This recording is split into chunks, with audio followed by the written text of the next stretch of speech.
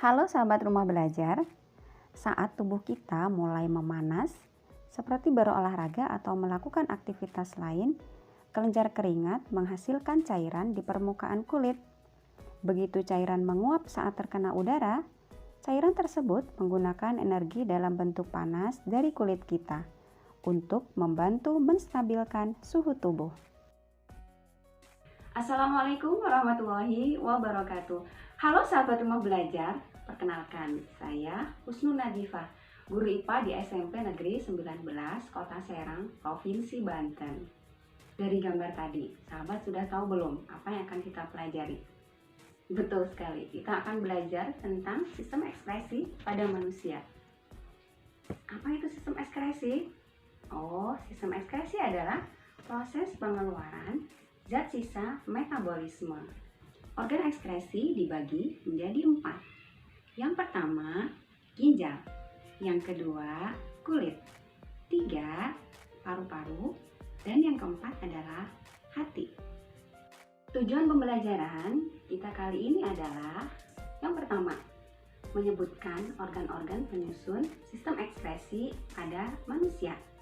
Yang kedua, menganalisis keterkaitan antara struktur dan fungsi organ, ginjal, kulit, paru-paru, dan hati.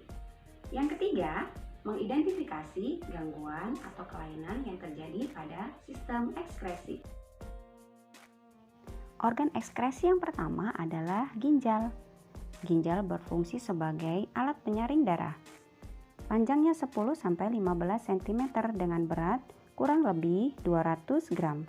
Yang terletak di dalam rongga perut bagian belakang. Lapisan pada ginjal ada 3, yaitu korteks, medula, pelvis, dan saluran yang keluar dari ginjal disebut ureter. Sahabat rumah belajar, korteks renalis tersusun dari sel-sel ginjal atau nefron yang berjumlah lebih kurang 1 juta sel. Di dalam kulit ginjal terdapat badan Malpighi yang terdiri dari glomerulus dan kapsula Bowman. Darah yang masuk melalui pembuluh arteri ginjal akan menuju glomerulus, tubulus proksimal, lengkung Henle, tubulus distal, dan terkumpul di tubulus kolektivus.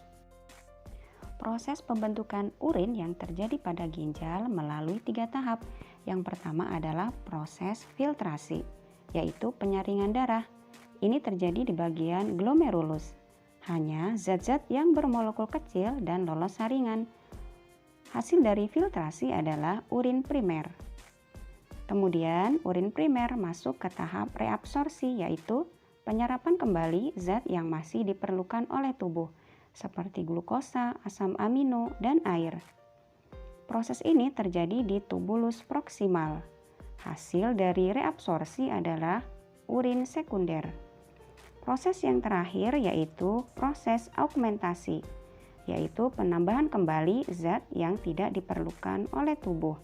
Ini terjadi di tubulus distal. Hasil dari augmentasi adalah urin sejati.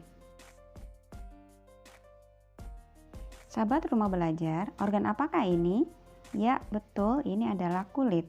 Kulit adalah jaringan yang terdapat di permukaan tubuh.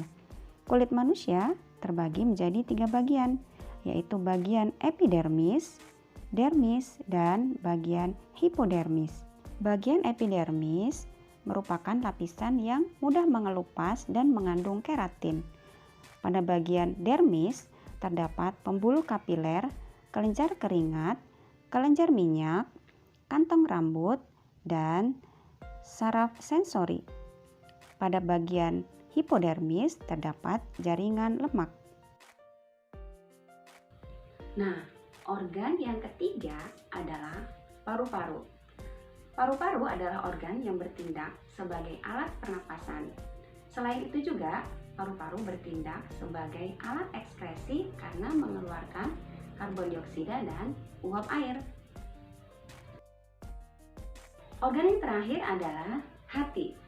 Hati dikatakan sebagai alat ekskresi karena cairan empedu yang dikeluarkan mengandung zat sisa yang berasal dari sel darah merah yang rusak dan dihancurkan di dalam limpa. Sahabat rumah belajar, Pada sistem ekskresi kadang terjadi gangguan atau kelainan. Di antaranya, yang pertama, batu ginjal, yaitu adanya endapan garam kalsium. Yang kedua, nefritis, yaitu kerusakan pada nefron, khususnya pada glomerulus. Yang ketiga, biduran. Ini disebabkan oleh udara dingin, alergi makanan atau bahan kimia. Yang keempat adalah TBC. Ini disebabkan oleh Mycobacterium tuberculosis. Yang kelima adalah penyakit kuning, disebabkan tersumbatnya saluran empedu. Sahabat Rumah Belajar, demikian tadi penjelasan tentang sistem ekskresi pada manusia. Semoga bisa dipahami ya. Wassalamualaikum warahmatullahi wabarakatuh.